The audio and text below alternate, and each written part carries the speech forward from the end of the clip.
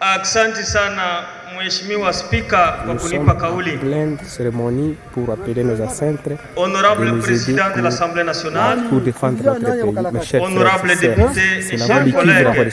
Toujours au service du peuple. Avant toute chose, permettez-moi de remercier le président de la République, chef de l'État et le chef de son gouvernement, représenté ici par le ministre Gilbert Kabanda, pour ne ménager aucun effort afin d'imposer la paix et la sécurité à l'est de notre pays d'une part, mais aussi pour ce projet de loi sur les réservistes qui tombe au moment opportun pour la survie de notre pays victime de l'agression en permanence. Nous disons aujourd'hui, mais applaudissez les collègues, pourquoi vous les regardez comme ça?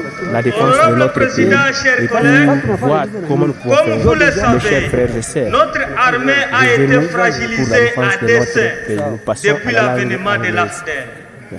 Situation qui a ouvert les portes aux étrangers rwandais, ougandais et burundais pour infiltrer nos institutions, et notre armée étant la première victime qui a retrouvé à sa tête avec un Rwandais comme chef d'état-major général, je cite James Kabarebe, actuel conseiller en charge de la sécurité du criminel Paul Kagame, chose qui a envoyé notre armée en enfer et nous en payons le prix, honorable président.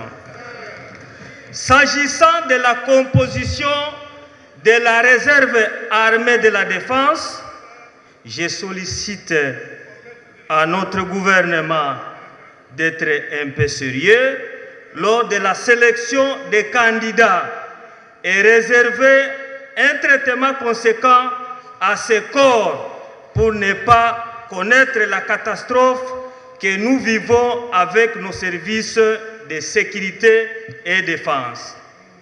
Il faudra également, honorable président, il faudra éviter également d'intégrer dans ce corps réservistes des mercenaires, des inciviques, des violeurs et des bandits, honorable président. C'est pourquoi je propose, honorable président, à part la catégorie ciblée à l'article 2 du présent projet de loi, qu'on y ajoute les membres de nos institutions de la République, en commençant par les honorables députés et sénateurs, qui doivent passer aussi par une formation militaire avant de prétendre représenter le peuple. Tout le personnel administratif, les caméramans, les photographes qui inondent le Parlement doivent faire partie de ce corps, honorable président. Honorable président, chers collègues, pour terminer, je voudrais que le gouvernement nous dise la place réservée à tous les compatriotes officiers des FARDC qui ont abandonné l'armée loyale et intégré les groupes armés locaux, bien sûr, parce que menacés par le commandement des FARDC pro-rwandais installés au pays depuis l'arrivée de l'AFDEL. J'ai dit qu'ils ont quitté notre armée parce que menacés par le commandement des FARDC pro-rwandais installés au pays depuis l'arrivée de l'AFDEL et qui étaient sur tous les fronts à chaque fois que le pays était menacé. Je cite à titre d'exemple, honorable président, le général Yakotumba, le général Nyerere, le général Makanaki, Kachumba, René et les autres. C'est des patriotes qui ont encore de l'énergie et de l'expérience pour servir notre nation. Tout en soutenant l'adoption de ce projet de loi, honorable président, je confirme ici que je reste disposé de commander le corps des réservistes au niveau de l'Assemblée nationale en tant qu'ancien combattant Maïmaï. J'ai dit.